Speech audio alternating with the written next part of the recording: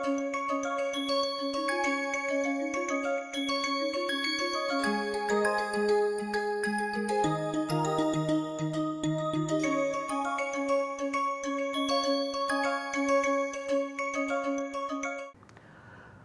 to all of you. I hope you had the chance to go through the last lecture contents. Now we would briefly look at the lecture that we did last time in a brief way.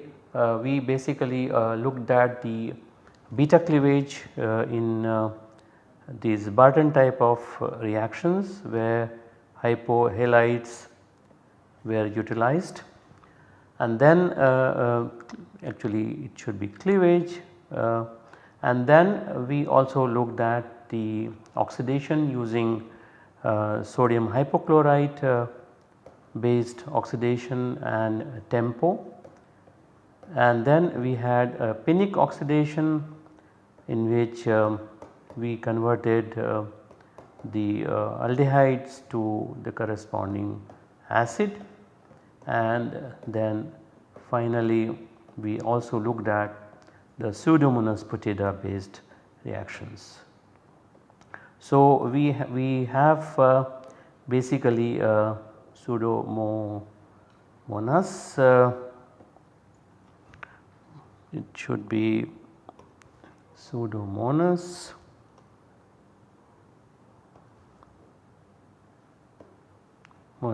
putida,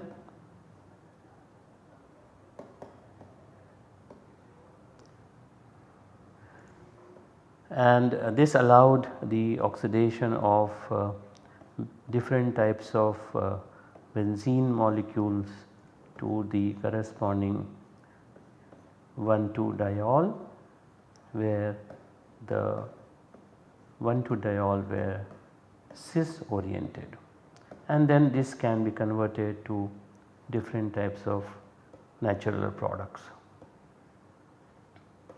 Now we would stop the oxidations at this stage. We have covered a large topics of oxidation of different types, and some of them old type and some of them new type, and now we would proceed to the corresponding reductions in organic chemistry.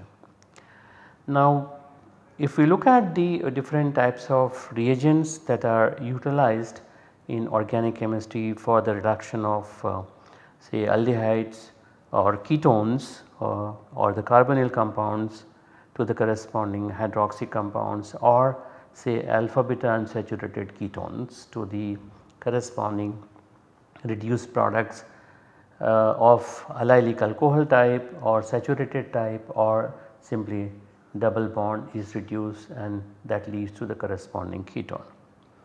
So the reagents that are commonly employed are sodium borohydride and lithium aluminum hydride. Now if one carries out the reduction of ketones, we do not have much problem, and if the molecule is not very sensitive molecule, does not have other functional groups, then the carbonyl group can be readily reduced to the corresponding alcohol using any one of them, either sodium borohydride or say lithium aluminum hydride. And if one takes the alpha beta unsaturated ketone such as this, and if one wants to convert this into the corresponding allylic alcohol, then the reagent that is commonly employed is lithium aluminum hydride. And but it also can lead to the corresponding saturated alcohol, or under certain conditions can also lead to the corresponding ketone in which the double bond has been only reduced, particularly at when we carry out the reaction with sodium borohydride at low temperature, we can mainly get this, but lithium aluminum hydride always gives the allylic alcohol. We can also find certain conditions under which we can get these two molecules with both sodium borohydride as well as lithium aluminum hydride. So now there are several possibilities of converting different types of aldehydic or ketonic molecules to the corresponding alcohols. One major difference between sodium borohydride reactions and lithium aluminum hydride based reactions is that sodium borohydride is normally used in polar protic solvents such as ethanol, methanol or say isopropanol etc. That is because sodium borohydride is ionic or rather more ionic than the lithium aluminum hydride, and therefore more protic polar solvents are used. On the other hand, lithium aluminum hydride, which is very reactive towards moisture, and that is why solvents which are non-protic solvents such as dry THF, tetrahydrofuran, diethyl ether or any other ether, or 1,2-dimethoxyethane, which is also an ether, are used, because lithium aluminum hydride reacts violently with water, and therefore this solvents which are used are non-protic solvent, because with ethanol and methanol lithium aluminum hydride itself will react, and therefore the solvents which are used are such which do not have any, which does not have a source of proton, and also it should be specifically made moisture free. At the same time, both lithium aluminum hydride and sodium borohydride react with alcoholic solvents. It is not that the sodium borohydride does not react with alcoholic solvents, especially methanol and ethanol, but it reacts very slowly, and hence the alcoholic solvents such as methanol or ethanol can be utilized during the reductions using sodium borohydride. As I mentioned, lithium aluminum hydride reacts violently with water, causing fire. In fact, it should not even, the bottle of the lithium aluminum hydride should not even be opened when there is a moisture in the atmosphere. Hence the solvents which are used have to be made moisture free. Now lithium aluminum hydride as sodium borohydride does reacts readily with carbonyl compounds, aldehyde or ketones, to form the corresponding alcohol.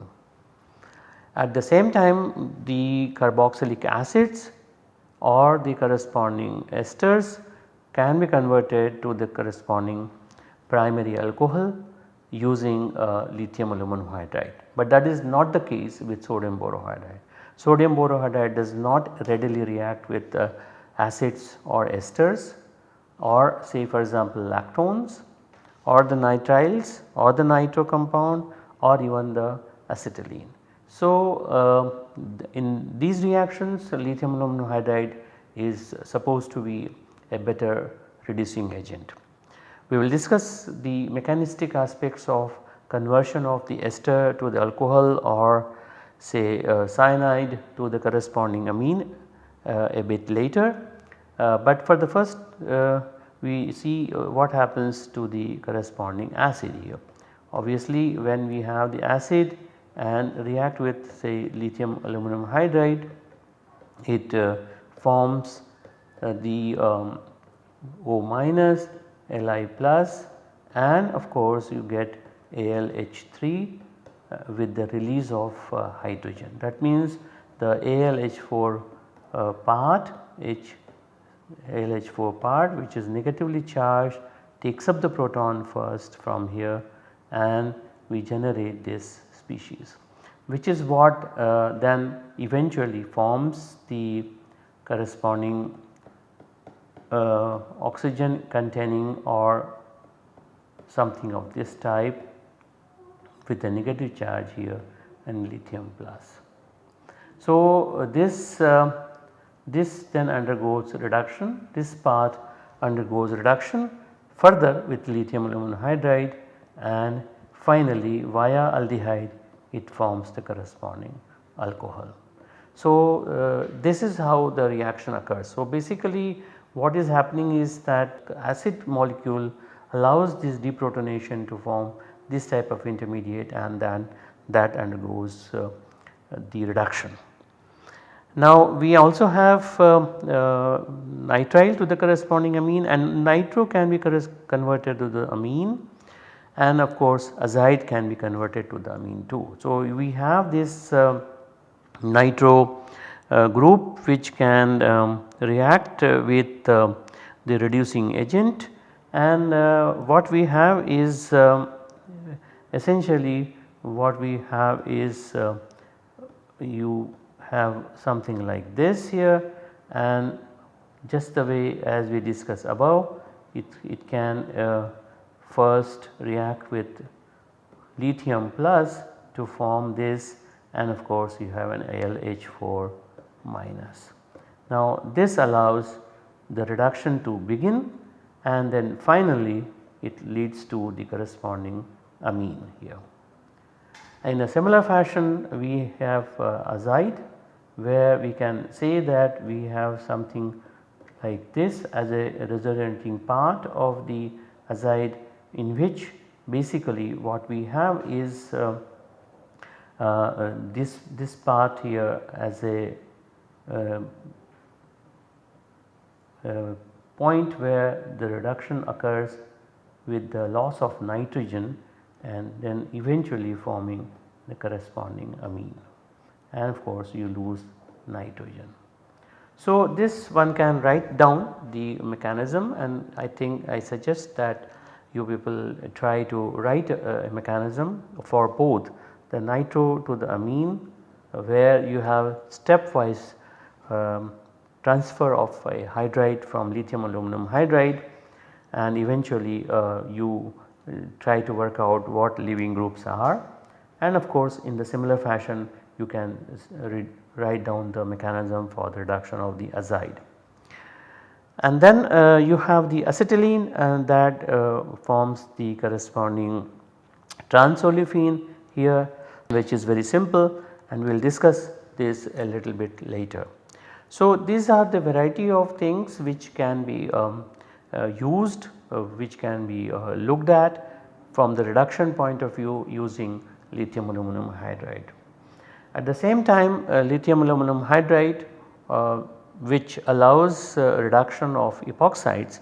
So if we have a simple epoxide like this, where there is no discrimination in terms of the two carbons here, so it does not matter where the reduction occurs, and readily you can get the corresponding hydroxy group. So basically the lithium aluminum hydride can react on either side of it and lead to similar molecule.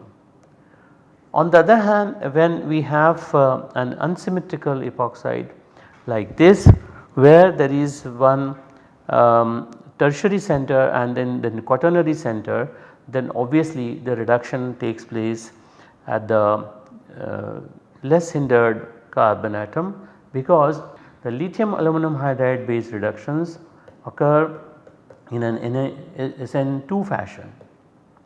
So if SN2 reaction is taking place, it has to be at the statically less hindered carbon. But at the same time if there is such a molecule where both the carbons are similar but they are also equally statically hindered, then obviously the reaction will occur.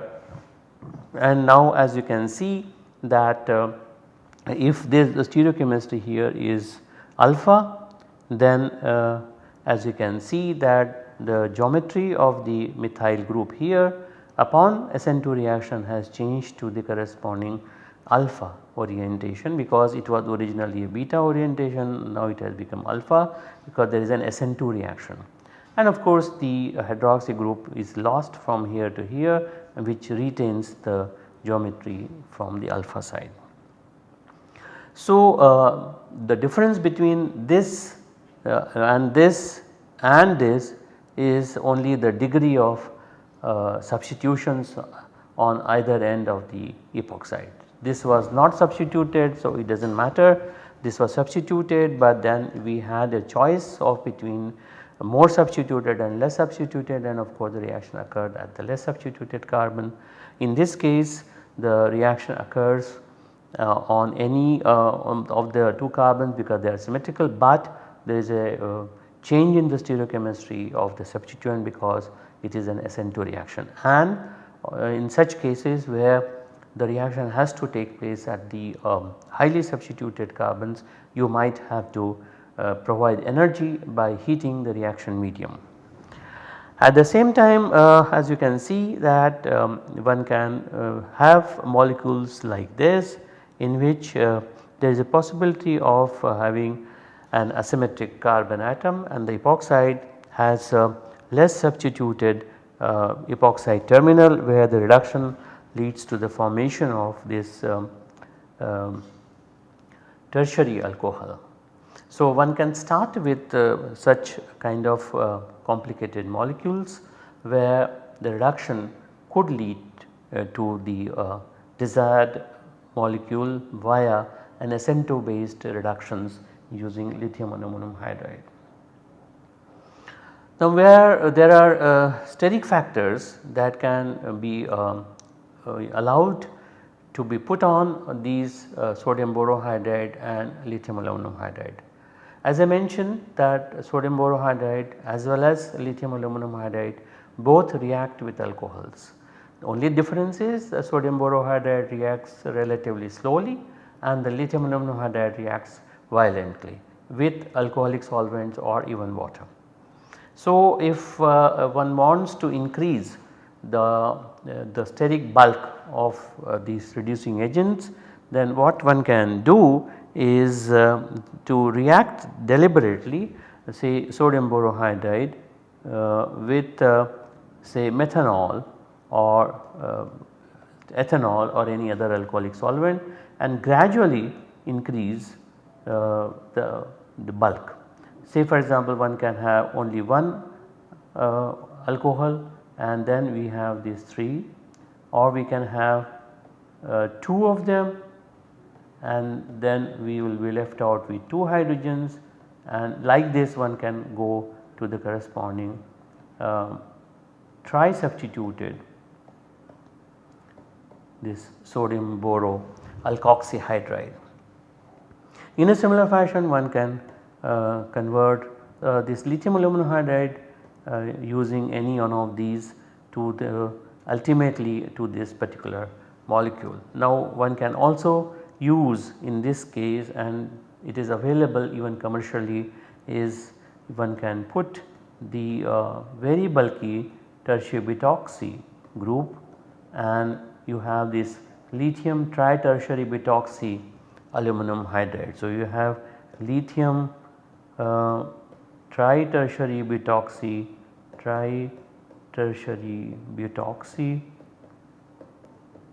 aluminum hydride.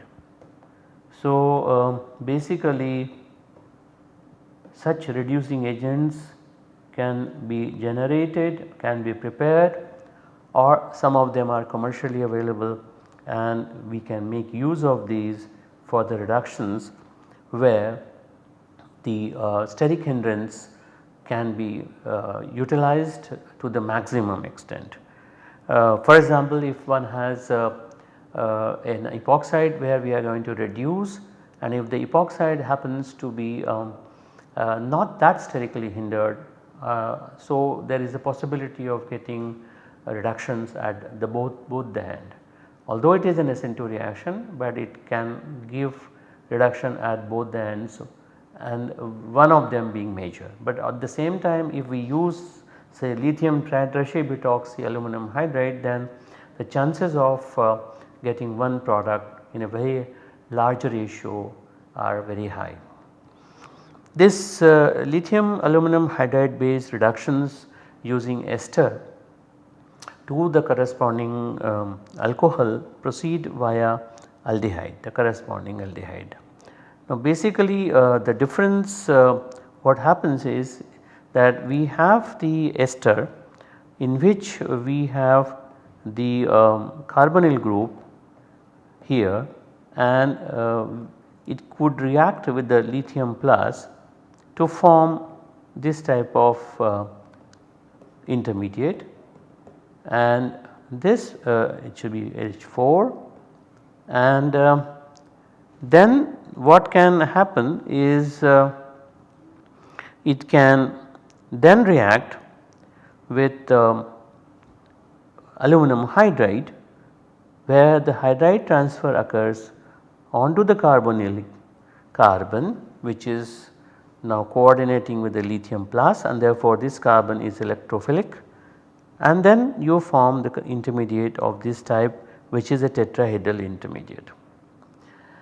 And this O minus then reacts with the released, because once the aluminum hydride reacts by the transfer of hydrogen as a hydride to the ester, this is the intermediate is formed, but what is released from here is ALH3, and which is a trivalent aluminum, and that is electrophilic in nature, and therefore this O minus reacts with the ALH3 to form another tetrahedral intermediate of this kind.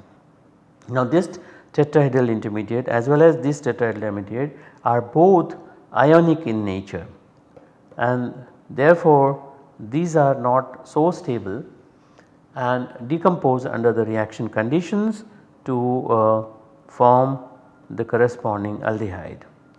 Now we have started with an ester, and as soon as the reaction occurs we get the aldehyde.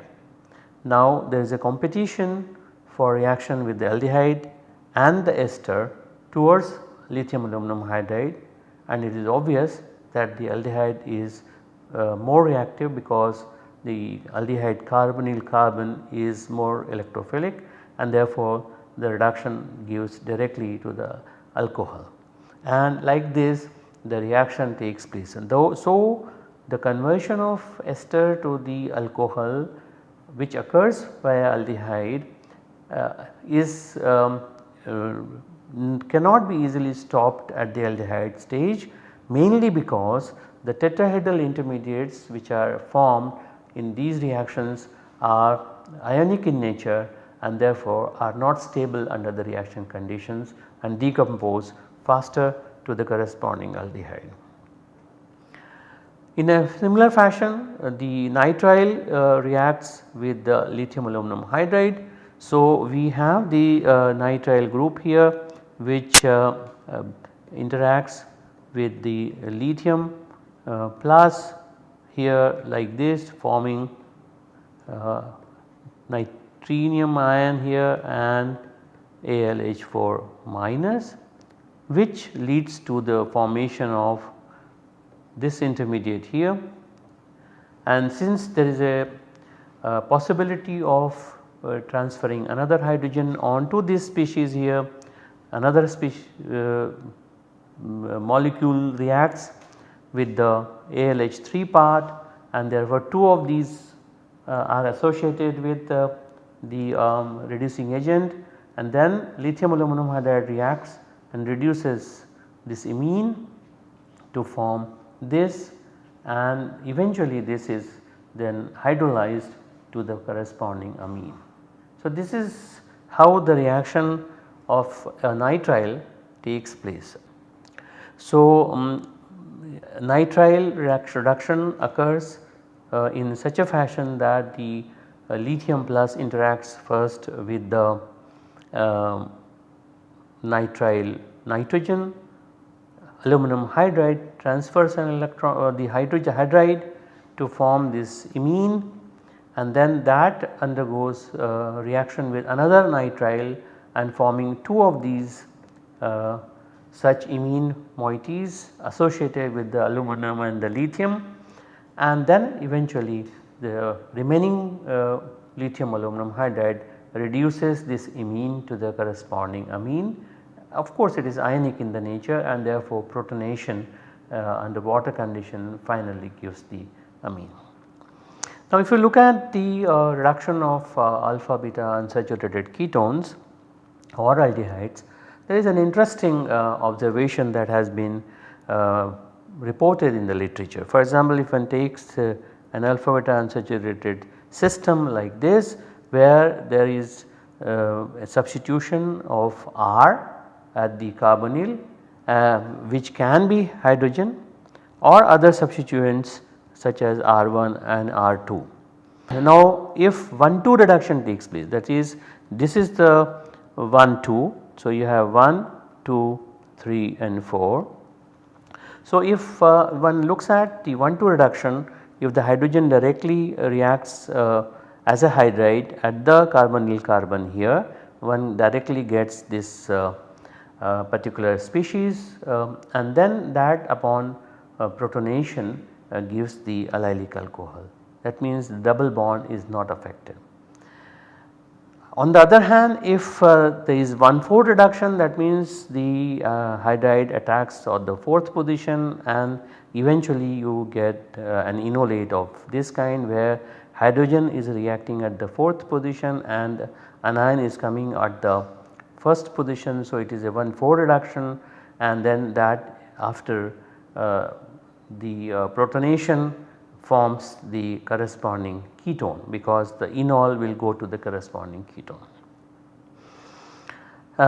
There is a possibility of this type of transfer of hydrogen at the 1/4 position, where the oxygen interacts with the aluminum eventually, but first with the lithium and then aluminum, and then one can transfer the hydride in this fashion. If R is a small group like hydrogen in aldehyde, then 1,2 addition product dominates. This is what is observed.